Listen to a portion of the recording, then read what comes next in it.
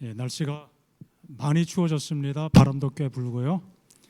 오늘은 영하 6도가 최저 기온인데 내일은 영하 8도를 예보하고 있습니다. 따뜻하게 잘 보온하시고 춥지만 또 마음 따뜻하게 하나님의 성전에서 함께 보내게 되기를 소원합니다. 자, 오늘은 부족함이 없는 광야. 말이 안 되죠? 광야는 부족한 게 많은 곳인데 부족함이 없는 광야.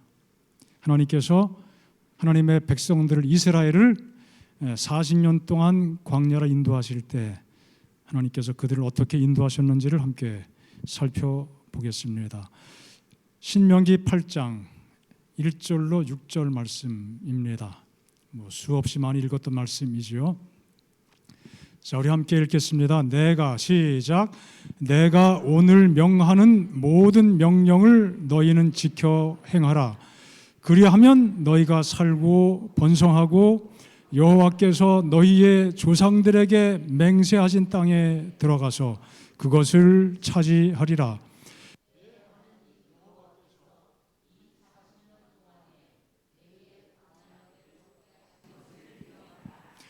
이는 너를 낮추시며 너를 시험하사 내 마음이 어떠한지 그 명령을 지키는지 지키지 않는지 알려 하심이라. 너를 낮추시며 너를 줄이게 하시며 또 너도 알지 못하며 내 조상들도 알지 못하던 만나를 내게 먹이신 것은 사람이 떡으로만 사는 것이 아니요 여호와의 입에서 나오는 모든 말씀으로 사는 줄을 내가 알게 하려 하심이니라. 이 40년 동안에 내 의복이 헤어지지 아니하였고 내 발이 부르트지 아니하였느니라. 죄송합니다. 아닙니다. 하나가 넘어갔어요.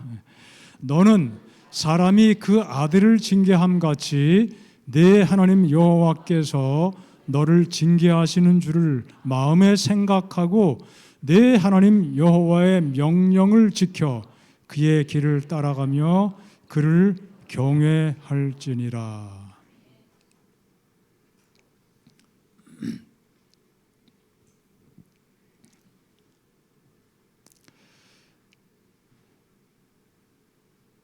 예, 40년 동안 의복이 헤어지지 않고 발이 부르트지 아니했다. 그들이 가는 환경은 바뀌지 않았습니다. 그들에게 새로운 옷이 계절마다 그 광야는 그렇게 계절이 중요하진 않았지만요. 철마다 이렇게 때마다 새로운 옷이 공급된 것은 아니었습니다. 신발도 끊임없이 공급된 것은 아니었지만 옷이 헤어지지 않고 그들이 오랫동안 걸어도 신발이 좀 낡았어도 길이 거칠어도 발이 부르트지 않도록 해 주셨다고 말씀하셨습니다. 자, 이 말씀 보면은 하나님의 명령을 지키는 것이 얼마나 중요한 것인지 강조하고 있습니다. 명령을 따르지 않았을 때 그들이 광야에서 많은 고난을 겪게 됐죠. 이제 가나안 땅에 들어갔을 때도 하나님의 말씀을 지키는 것이 얼마나 중요한지 그 사실을 상기시키고 말씀을 순종하라고 강조하고 있습니다. 광야의 삶을 살면서 하나님께서 그들을 낮추시고 시험하셨다. 무엇을 시험하신 겁니까? 하나님의 말씀, 명령을 지키는지 지키지 않는지. 그들이 겪게 된 수많은 어려움들, 그들에게 어려움이 닥쳤던 근본적인 목적, 취지가 바로 여기에 있었다고 하는 것입니다. 그래서 말씀을 따르고 살아갈 때 하나님께서 모든 것 책임져 주신다는 분명한 교훈을 받고 앞으로 살아갈 때에도 자신을 의지하지 않고 하나님을 의지하고 살아갈 때 삶의 모든 해답들이 주어진다고 강조하고 있습니다. 너도 몰랐고 조상들도 몰랐던 하늘의 만나를 하나님께서 먹이셨는데 사람이 떡으로만 내 힘을 가지고 내가 노동력을 집약적으로 투자해서 뭔가 벌어서 그렇게 먹고 사는 것이 전부가 아니라 하나님께서 말씀하신 대로 순종하니까 하나님께서 책임져 주시더라. 그 사실을 믿고 경험하고 그렇게 살아가라고 하는 것이죠. 그런 신뢰심을 일깨워 주시기 위해서 하나님께서는 옷이 떨어지지 않게 해주시고 발이 부르트지 않게 해 주셨다고 말씀하고 있습니다. 자, 그래서 이게 징계라고 하는 말이 나오는데 낮추시고 시험하시고 같은 얘기입니다. 그들이 인생을 살면서 광야길을 걸으면서 여러 가지 고난들을 겪었습니다. 우리의 삶 속에도 그와 같은 일이 있을 터인데 하나님 명령을 지켜 그 길을 따라가고 그를 경외하면은 하나님께서 먹여주시고 또 발이 부르트지 않게 해 주시겠다는 약속의 말씀을 여기에 기록하고 있습니다. 하나님을 신뢰하면 비록 삶의 환경이 광야 같을지라도 그곳에서 부족함이 없이 살 수 있다고 말씀을 하고 있는 것입니다. 자, 광야는 어떤 의미를 가지고 있습니까? 이스라엘에게 광야는 말 그대로 역사적으로 그들이 체험했던 광야 40년의 길이었습니다. 가나안 땅에 들어가기 위해서 하나의 필수 과정, 중간 지점을 통과하는 그 여정 길이었습니다.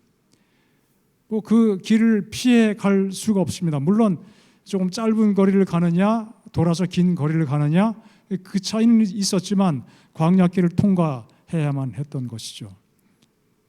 문제가 좀 있어서 한두 달이면 갈 거리를 40년 걸린 것이 문제였죠.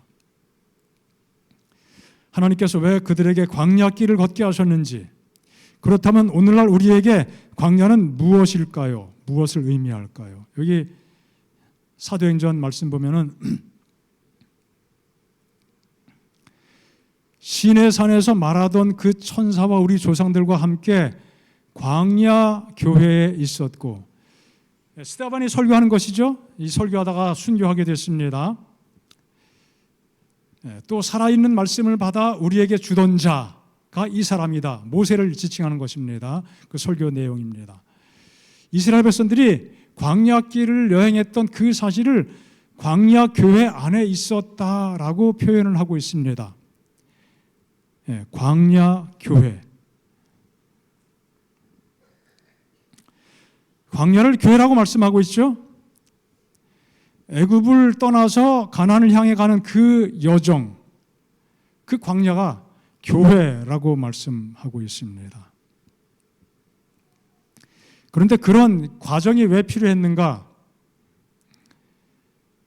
말씀을 순종하는지 순종하지 않는지 그들을 테스트하기 위한 것이고 훈련하기 위한 것이라고 말씀하셨습니다. 부자 선지자에도 그렇게 말씀하고 있죠. 광야의 방황, 반역자들, 또 불평하는 자들로 인해서 그들이 겪게 되는 곤란, 여기 형벌이라고 묘사했지만요, 그 결과죠.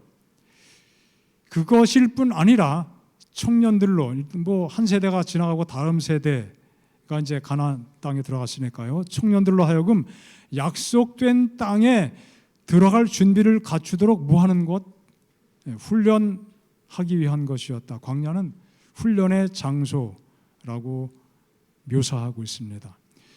교회는 곧 광야와 같은 것이고 뒤집어도 마찬가지입니다. 광야는 교회를 의미하는 것이기도 하고 하늘에 가기 위한 가나안 땅에 들어가기 위한 훈련 장소라고 말씀을 하고 있습니다. 말씀을 지키는지 지키지 않는지 순종하는지 순종하지 않는지를 훈련시키는 그 과정이라고 말씀하고 있습니다. 광야길을 걷게 하시는 이유를 이 본문에 크게 두 가지를 언급하고 있죠. 낮추시고 또 줄이게 하시고 이런 말씀이 기록되어 있습니다. 낮추신다.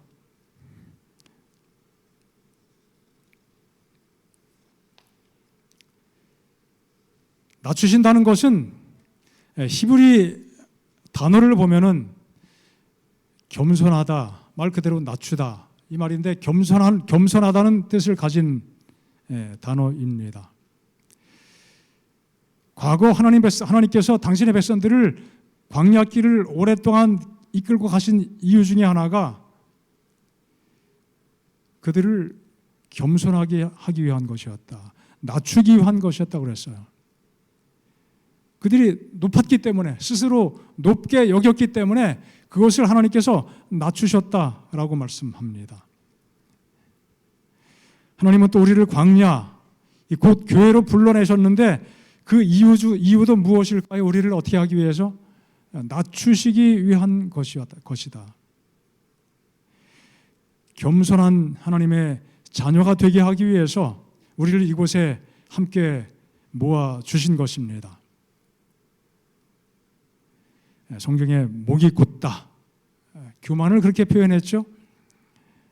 스스로 힘을 주는 것입니다. 겸손은 낮아지는 것입니다. 낮은 자리죠. 스스로 자신을 의롭게 여기고 의인으로 여기는 것이 교만입니다. 겸손은 무엇입니까? 자신이 철저하게 죄인임을 고백하는 것이죠. 자신을 그렇게 낮추는 것입니다. 실제로 낮추고 살아가는 그 삶이 겸손한 삶이 됩니다. 주님께서는 우리를 이 광야로 불러내셨습니다. 교회로 불러들이셨습니다. 우리 모두를 우리 스스로가 죄인임을 깨닫게 하시고자 함인 것입니다.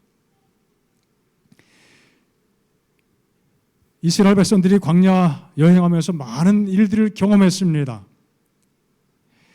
그들이 몸소 체험한 것, 하나의 실제적인 경험, 현상이었습니다. 역사적인 사건들이었습니다. 그러나 단지 그것은 그들의 역사만 우리에게 보여주는 것이 아니라 그 속에 본질적으로 담겨있는 우리의 영적 경험, 내 속에서 생겨나는, 내 속에서 일어나는 많은 일들을 보여주시는 것이죠. 이스라엘이 불순종했던 그 삶의 과정은 바로 내 마음 속에 있는 불순종의 마음을 보게 하시기 위한 것입니다. 그 백성들이 모세와 아론을 시기하고 또 반항하고 거역한 것은 내 속에 있는 시기심과 또 거역하는 마음을 보게 해주는 요소입니다. 또 가데스 바네아에서 가나안 땅을 주겠다고 말씀하셨는데도 불구하고 그들이 못 가겠다, 가지 않겠다, 우리는 메뚜기다, 그들은 거인이다, 그렇게 거역하는 것, 그것은 그들만의 문제가 아니라 우리 속에 있는 동일한 문제인 것을 보여주고 있는 것입니다. 또 그들은 또 애굽 땅으로 돌아가고자 하는 마음을 계속 표출했습니다.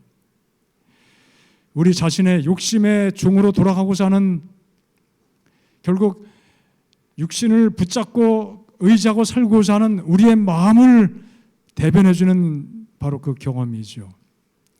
그들은 애굽에서 고기 먹던 것, 또 마늘과 부추 먹던 것을 생각하면서 그것을 먹기를 갈급했습니다. 그것을 먹지 못해서 떨어진다고 이야기했습니다. 육신적인 힘을 원했습니다. 정력을 원했습니다. 뭔가 예전에 먹던 것을 먹어야 내가 강하고 튼튼하고 건강해질 수 있다고 이야기했습니다. 하나님이 주신 그 만나를 먹고 사는 것, 그것만을 먹고 사니까 뭔가 약해진다, 건강이 좀 문제가, 그렇게 느끼게 된 것입니다. 조금 뭔가 더 강해지기 원했던 것이죠. 우리가 살면서 뭐 그런 마음의 어떤 동기를 가질 수가 있습니다.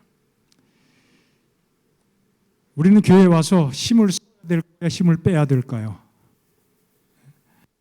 힘을 써야 될 때도 있겠지만 그런 일도 많지 않고 힘을 빼야 될 때가 참 많은 것 같습니다. 우리의 육신이 강하면은, 우리의 육체적인 본성이 강하게 되면은 우리의 속사람은 오히려 약해질 수밖에 없습니다. 오히려 인간의 정욕과 육체적인 어떤 욕망을 줄이면은 오히려 우리의 속사람이 더 강해지는 것을 경험할 수 있습니다. 육신적인 생각들을 내려놓을 때 내 안에서 역사하시는 성령의 영으로 우리의 속사람이 더욱 강건하게 되는 것입니다. 광야길을 걸어가면서 이스라엘 백성들에게 드러났던 모든 경험들, 그것은 결국 우리 속에 있는 하나의 실체적인 경험이 되는 것이죠. 이것을 깨닫게 하는 것이 광야의 목적입니다. 이것을 깨닫게 될 때 우리가 어떻게 해요? 낮아질 수 있는 것입니다. 하나님께서 우리를 그런 인식을 통해서 우리 자신을 낮추기를 원하시는 것입니다.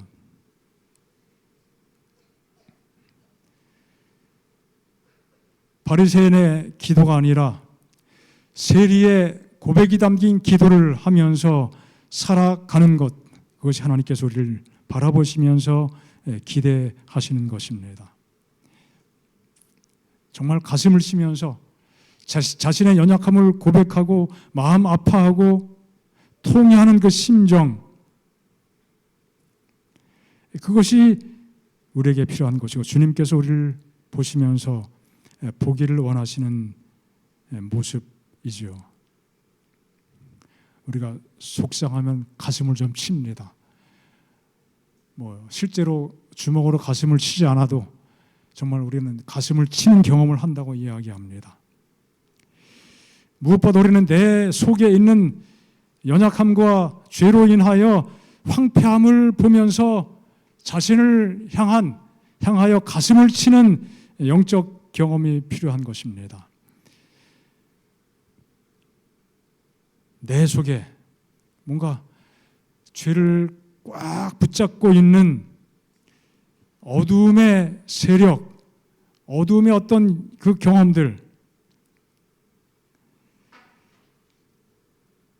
그것을 물리치고 이스라엘 백성들이 가나안 땅에 들어가서 그 속에 가나안에 있었던 7 족속, 강력한 족속들이 있었죠.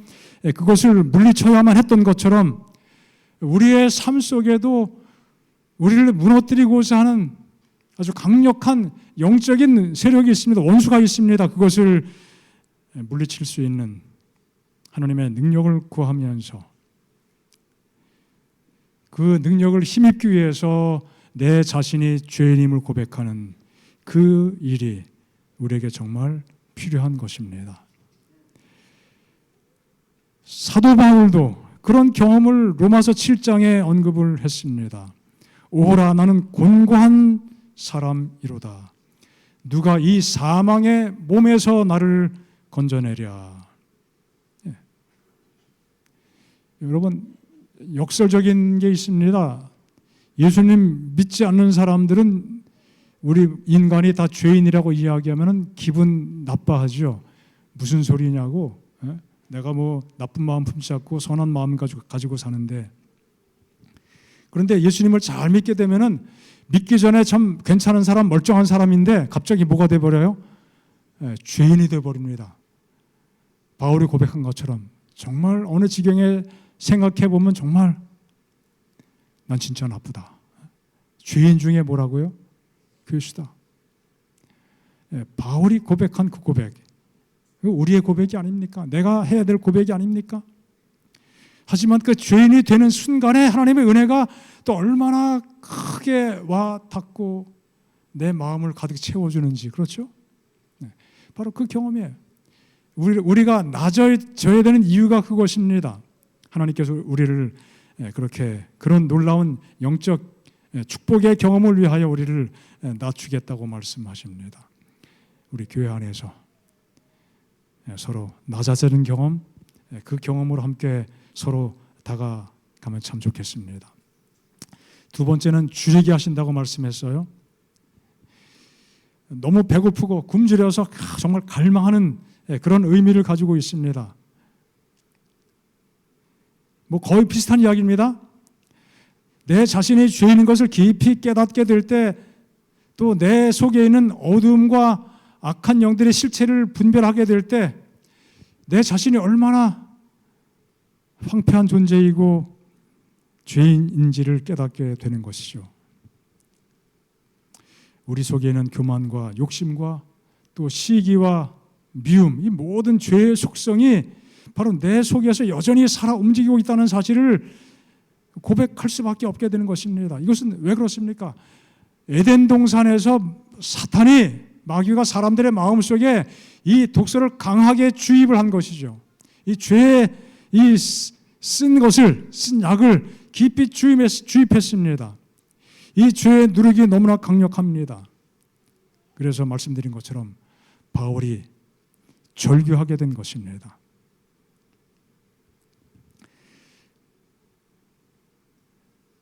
그 마음의 참담함은 그것으로 끝나는 것이 아니었죠. 견디기 힘든 것이었지만, 그래서 어떻게 할까? 어떻게 하면 좋을까? 그 해결을 찾기 위해서 가난한 마음으로, 주린 심정으로 누구를 갈망해요?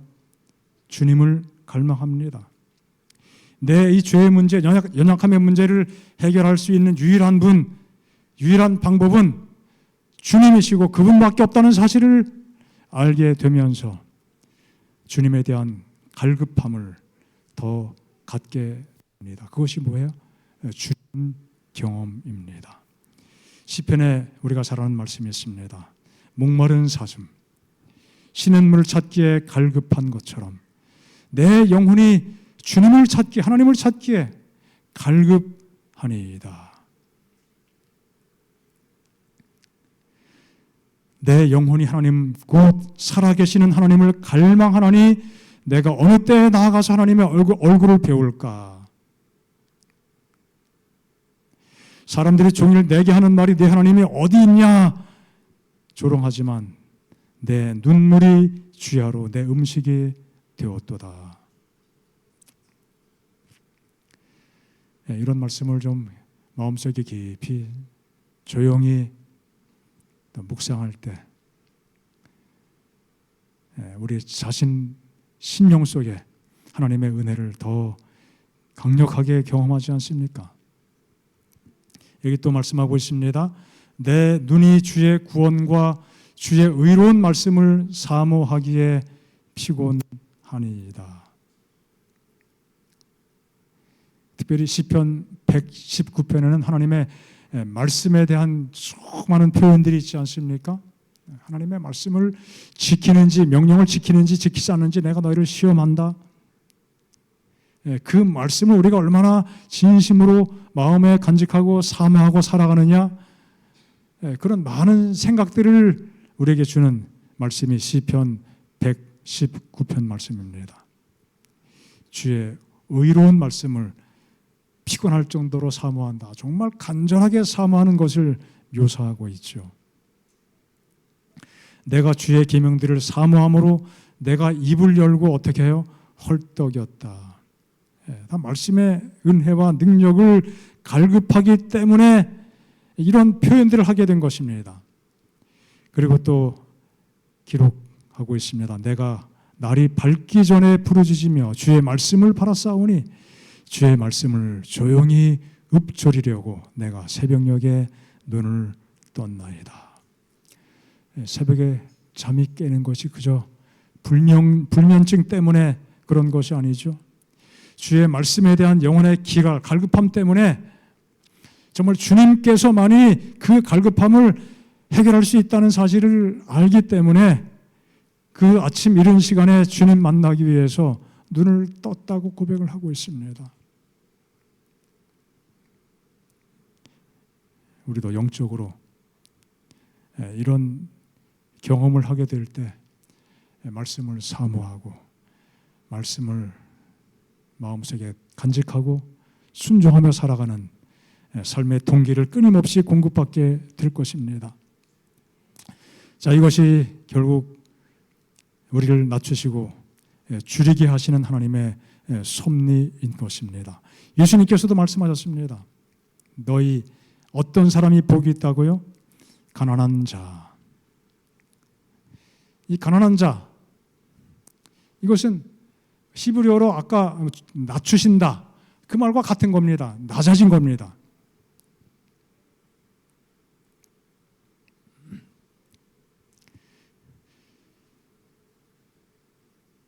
자신을 바르게 통찰하고 주인인 것을 확실히 깨닫게 되고 자신을 겸손히 낮출 때 하나님을 갈망하고 그 마음속에 누가 들어오셔요?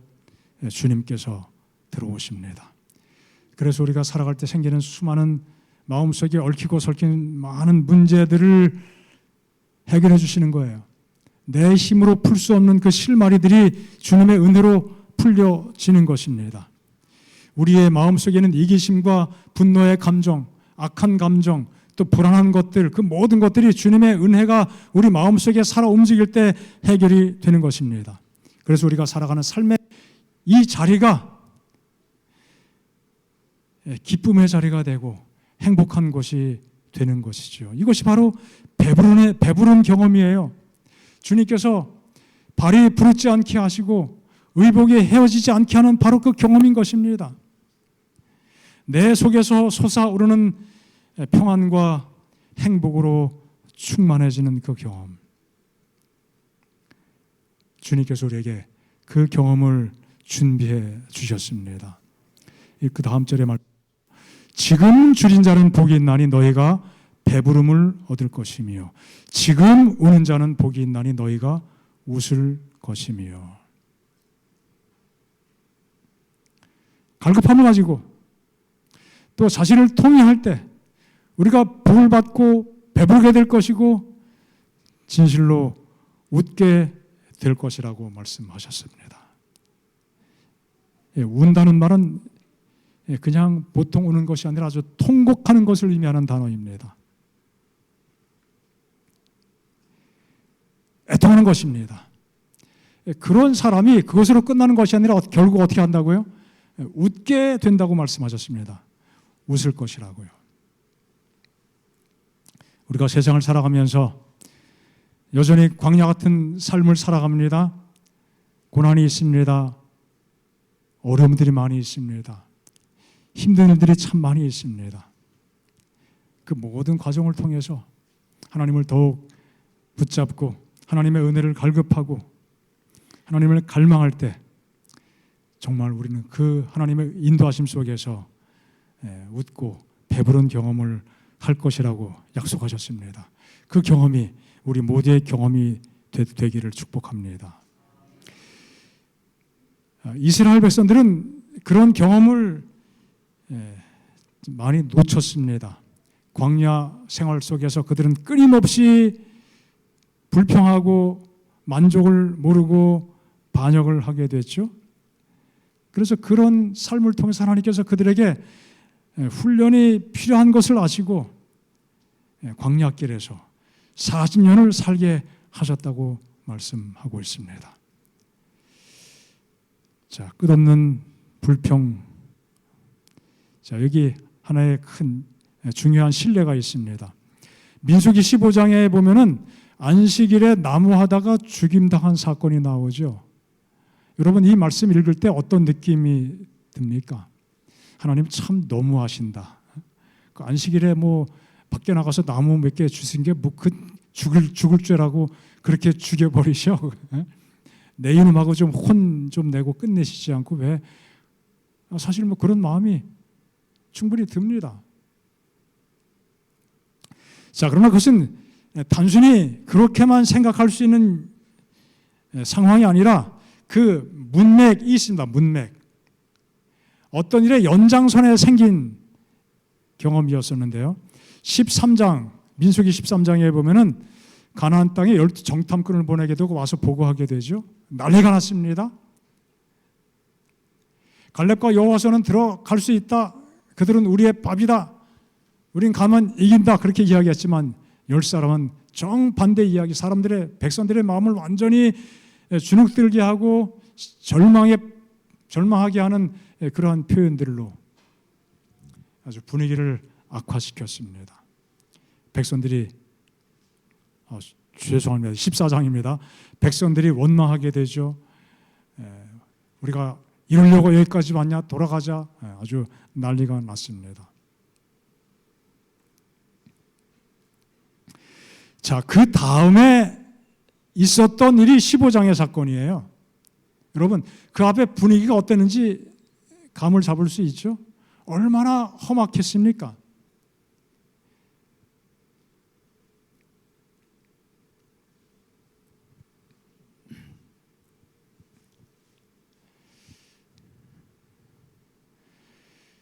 애굽으로 돌아가자고 백성들이 원망했습니다. 애굽이나 광야에서 죽는 것이 차라리 좋았을 것이라고 그렇게 절규했습니다. 가나안 땅에 너희가 들어가지 못할 것이다. 하나님께서 말씀하시죠. 40년간 방황하게 될 것이다. 어쨌든 그러다 가나안 땅에 그들이 들어가려고 시도하다가 가나안 사람과 아말렉 사람들에게 패배해서 많은 사람이 죽임을 당하게 돼요. 이것이 13장, 14장에 있었던 연속적인 사건입니다. 그 다음에 15장에 보면은 이제 안식일에 나무하러 간 사람 이야기가 등장하게 됩니다. 32절이죠. 안식일에 어떤 사람이 나무하는 것을 발견했다. 그러다가 돌로 쳐서 죽임을 당했습니다. 자, 13장, 14장 그 배경, 그 연속선상에서 15장의 사건이 생겨나게 된 것입니다. 자, 이 장면을 부자 선지자에 이렇게 몇 가지로 설명을 하고 있습니다. 가나안 땅에 들어가지 못하게 될 것이라 하나님께서 여호와께서 그들에게 말씀하셨는데 이 말씀이 그들의 마음속에 또 강력한 반역의 정신을 일으키게 됐습니다. 여기 2번에 설명된 것처럼 그냥 단순하게 필요하기 때문에 단순 실수로 그렇게 나무를 하러 간 것이 아니라 뭐예요? 율법에 대한 반항심을 나타내기로 결심하고 안식일에 나무를 하러 갔다고 설명을 하고 있습니다. 아주 마음 먹고 작정하고 마음의 불만과 불평이 가득해서 반항심이 가득해서 그렇게 했다는 것입니다. 그리고 사람들이 오해하듯이 그럼 오늘날에도 안식일에 불 피면 안 되냐 그렇게 이야기하죠. 광야의 경험에서 그렇게 했는데 안식일에 불 피면 안식일 범하는 건데 우리 안식일 교인들은 안식일에 밥도 안 먹어요. 그렇게 질문도 하죠. 혹시 그런 질문 받아봤습니까? 자, 그러나 여기 설명 보면은 안식일에 불 피우지 말라고 하는 것은 가나안 땅에서는 하나님께서 그런 말씀 명령 안 하셨다 이거예요. 광야에서만. 가나안 땅에 들어가서는 기후가 좀 비교적 차갑기 때문에 전혀 불을 피울 필요가 있는 곳이었어요. 불을 피워야만 되는 상황이었습니다. 안식일에도 추우면 어떻게 해요? 불을 피워야 됩니다. 안식일에도 밥을 하려면 불을 피워야 돼요. 그것은 그 광야라고 하는 그 특정 상황 속에서 거기는 불 피울 필요도 없어요. 늘 따뜻하고 물론 밤이 되면 좀 춥긴 하겠지만 낮에 안식일에 나가서 불을 피워야 될 만큼 그런 여건이 아니었다는 것입니다. 이것은 다 뭐예요? 무조건 오직 반항심, 불평하는 마음. 광야는 덥게 하기 위해서 불 피울 필요가 없는 것이었다고 설명했고요. 그래서 부주의나 무지로 죄를 지은 것이 아니라 외람되이 고의적으로 넷째 계명을 범한 것이다. 다시 말해 하나님께 어떻게 한 거예요? 대들고 들이받은 것입니다. 정말 못된 송아지가 뿔이 어디 난다고요? 엉덩이에 뿔 난다. 어떻게 보면은 뭐 그럴지라도 하나님께서 그냥 불쌍히 여기시고 내 이놈 한번 하고 살려주셔도 뭐 될 수 있겠지만 뭐 저희는 모르겠습니다만 하나님의 판단이시죠. 어쨌든 이런 의미가 여기 민수기 15장에 포함되어 있다는 사실을 기억하는 것은 우리가 성경의 전체 흐름을 이해하는 데 매우 중요한 교훈을 가져다 줍니다.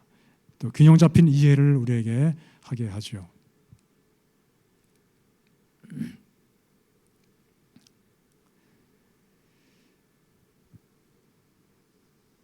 자, 그들이 마사에서 물이 부족해서 큰 곤경에 처하게 되었습니다. 무리바, 하나님과 다퉜다는 의미를 가진 장소로 불리게 되죠. 자, 그 사건에 대해서 이렇게 또 시로하고 있습니다. 말씀하고 있습니다. 백성이 하나님과 모세를 원망했고요. 왜 우리를 애굽에서 인도해서 이곳까지 데리고 오고 이 광야에서 죽게 하냐? 굶어 죽게 하냐? 목말라 죽게 하냐? 식물도 없고 물도 없다. 우리 마음은 이 박한 식물이 뭐예요? 만나예요, 만나. 만나를 싫어한다고 그랬어요. 박하다. 시원치 않다는 거예요. 맛도 없고 뭐 고급진 음식도 아니고 맛도 없고 재미없다 이거예요. 이 음식을, 하나님이 주신 음식을 멸시했어요.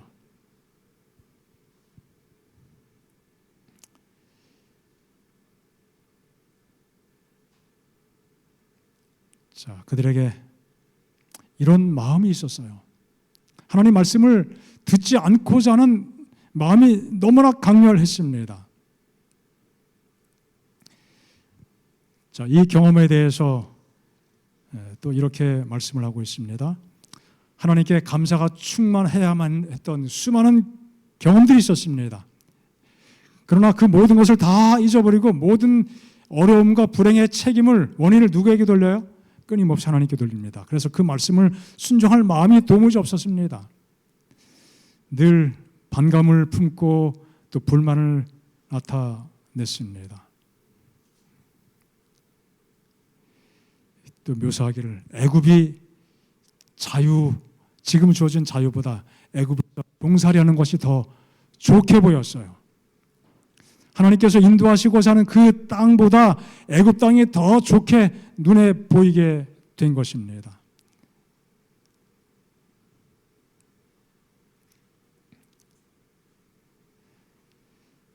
자, 이 일이 있은 다음에 어떤 일을 경험하게 되죠? 광야에 불뱀이 나타나서 많은 사람들이 고통을 당하고 또 상당한 사람들은 죽임을 당하게 되었습니다.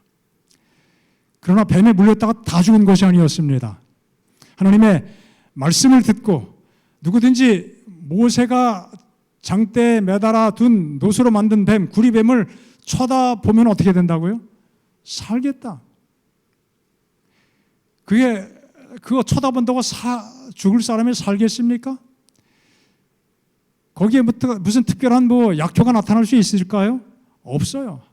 하지만 그 말씀을 누가 했습니까? 하나님이 하셨습니다. 그 명령에 순종하니까 어떻게 돼요? 살게 된 것입니다. 그 말씀을 거역하고 쳐다보지 않고 얼굴을 돌린 사람은 결국 죽음을 피할 수 없게 되었습니다. 자, 그렇게 반역을 일삼던 그 사람들을 통해서 하나님께서 이 구리뱀이라고 하는 아주 특별한 상징을 주셨죠. 놀라우신 은혜입니다. 구리뱀을 든 것은 이스라엘 백성들에게 굉장히 중대한 교훈을 가르치시기 위한 것이었고 역시 우리에게도 중대한 교훈이 되는 아주 특별한 사건이었습니다. 뱀 자체에는 효험이 없습니다. 뱀은 누구에 대한 상징일 뿐이에요? 십자가에 못 박혀 달리시는 예수님을 상징하는 것입니다. 그래서 희생제물 자체는 놋뱀처럼 아무 효력이 없지만 예수님의 희생제물도 마찬가지입니다. 놋뱀처럼 사람의 마음을 속죄 희생제물은 그 제사제도 때 드리는 희생제물을 의미합니다. 죄송합니다. 우리 마음을 속죄 제물이신 그리스도께 인도해야 할 것을 가르치기 위해서 뱀을 높이 달아서 바라보게 하신 것입니다. 그들이 끊임없이 성전에 가서 성막에 가서 제사 드리고 희생제물 드렸지만 그 자체도 사실은 뭐예요? 그 자체에 능력이 없잖아요. 놋뱀처럼. 하지만 그 놋뱀과 희생제물이 우리에게 보여주는, 우리의 눈을 가리켜주는 그 주님을 바라보게 하고 주님께로 우리 마음을 두게 하는, 바로 그럴 때 우리의 죄가 용서되고 우리의 삶에, 우리의 마음속에 행복과 평화가 찾아오게 되고 우리의 죄의 문제가 해결된다는 중요한 사실을 가르치기 위한 그 목적으로 구리뱀을 주셨다는 것입니다. 반역하는 그 사람들에게 하나님께서 뭘 하신 거예요? 구원의 메시지를 강력하게 허락해 주신 것입니다. 예수님은 그 사실을 잘 기억하셨기 때문에, 아셨기 때문에 니고데모와의 대화 속에서 말씀하셨죠. 모세가 광야에서 뱀을 든 것 같이 인자도 들려야 하리니 이는 그를 믿는 자마다 영생을 얻게 하려 하심이니라.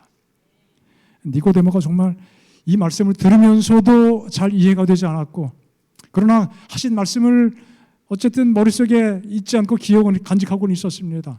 마침내 주님께서 십자가에 못 박혀 돌아가시고 부활하신 그 사건들을 통하여 니고데모는 주님께서 하신 이 말씀이 무엇인지, 그리고 과거 그들의 조상들이 광야에서 겪었던 그 역사적인 경험의 의미가 무엇인지를 아주 분명하게 터득을 하고 예수님을 온전히 따르는 신실한 제자로 자리매김하게 된 것입니다.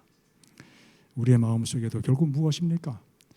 우리의 삶을 이끌어 주시고 우리의 죄를 용서해 주시고 우리를 영원한 구원으로 이끌어 주시는 그 주님께 우리의 시선을 두고 그분을 만나고 경험하는 그 일이 정말 가장 중요한 일이 되지 않겠습니까?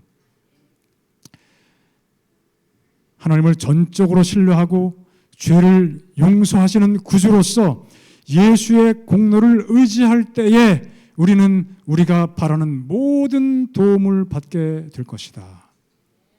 아무도 마치 자기 자신을 구원할 능력을 가진 것처럼 자기 자신을 바라보지 말라. 예수께서는 우리가 이 일을 하기에 무력하기 때문에 우리를 위하여 죽으셨다. 예수 안에는 우리의 소망과 우리의 칭의와 우리의 의의가 있다. 우리에게 죄가 많음을 알게 될 때 낙심하거나 우리에게 구주가 없는 것처럼 두려워하거나 구주께서 우리에게 은혜 베푸실 생각이 없는 것처럼 여기지 말라. 예수께서는 무력한 우리에게 당신께 나와 구원함을 얻도록 초청하고 계신다.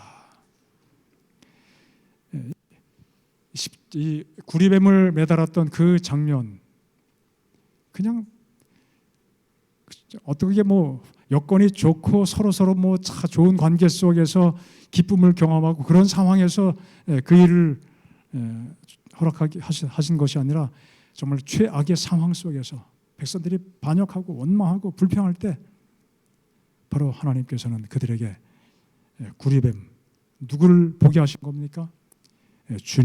예수님을 보게 하신 것입니다. 우리의 삶의 과정 속에서 하나님의 은혜가 얼마나 놀라운 것인지 다시 한번 생각하게 됩니다. 흥미로운 사실은 광야 기간 동안에 이스라엘 백성들이 할례를 받지 않고 유월절을 지키지도 않았습니다. 할례는 언약 백성의 표입니다. 언약을 계속 깨뜨리는 백성들에게 할례가 아마 의미가 없었을 것입니다. 아직 그 이후에도 동일한 문제가 반복됐지만 그 광야 40년 동안은 그 문제가 훨씬 더 심각했던 것처럼 보입니다. 유월절은 해방의 경축일입니다. 광복절이죠. 그러나 그들은 애굽을 떠났음에도 불구하고 종종 어떻게 했어요? 애굽으로 가야겠다고 이야기합니다. 애굽을 가고 싶은 마음을 그렇게 표출했습니다. 애굽을 떠난 것을 경축하는 것이 유월절인데 애굽을 가고자 하는 마음을 가진 사람들이 유월절을 지키는 것이 의미가 있어요? 의미도 없고 합당하지도 않습니다. 할례도 없고 유월절도 없었습니다. 하지만 정말 감사하고 정말 귀하고 놀라운 것은 그 광야 40년 동안에 그들이 비록 할례도 받지 않고 유월절도 지키지 못했지만 그들의 그 삶의 중앙에 뭐가 있었습니까? 성막이 있었습니다. 성소가 있었습니다. 성소 봉사는 계속 이어지게 된 것입니다. 반역할지라도 하나님을 향하여 원망할지라도 성소의 문은 언제나 열려 있었던 것이죠. 하나님께서 당신의 백성을 버리지 않고 사랑하셨음을 의미하는 것입니다. 내가 너희를 위하여 내가 거할 성소를 지으라고 말씀하셨습니다. 언제나 길이 열려 있는 것입니다. 십자가를 바라보면 우리의 모든 영적 문제가 해결됨을 우리에게 보여주십니다. 우리의 삶 속에 많은 부족 있고 고난도 있고 아픔도 있습니다. 하지만 그 모든 상황 속에서 우리의 부족함을 채우시는 주님을 바라보시기를 바랍니다. 부족함이 많은 현실일지라도 그 속에서 부족함 느끼지 않고 부족함 없다고 고백하면서 그렇게 살 수 있게 되는 것입니다. 여호와는 나의 목자시니 내가 무엇이 없다고요? 부족함이 없으리로다. 팔레스틴의 그 모든 환경은 양을 치기에 부족함이 없는 것이 아니었습니다. 부족함이 있습니다. 풀도 많지 않고 물도 많지 않지만 주님이 나와 함께 하시니 그것들이 문제가 되지 않고요. 어떻게 돼요? 그 부족한 풀이 갑자기 뭘로 보입니까? 푸른 초장으로 보이고, 그 부족한 물이 갑자기 어떻게 보여요? 풍성한 물로 보이게 되는 것이죠. 하나님의 은혜가 동일한 방식으로 우리의 삶 속에 임하게 되기를 바랍니다. 사람이 떡으로만 사는 것이 아니고 하나님의 입에서 나오는 말씀으로 사는 줄을 터득하고 배워가는 우리 모든 오남 가족 되기를 간절히 바랍니다.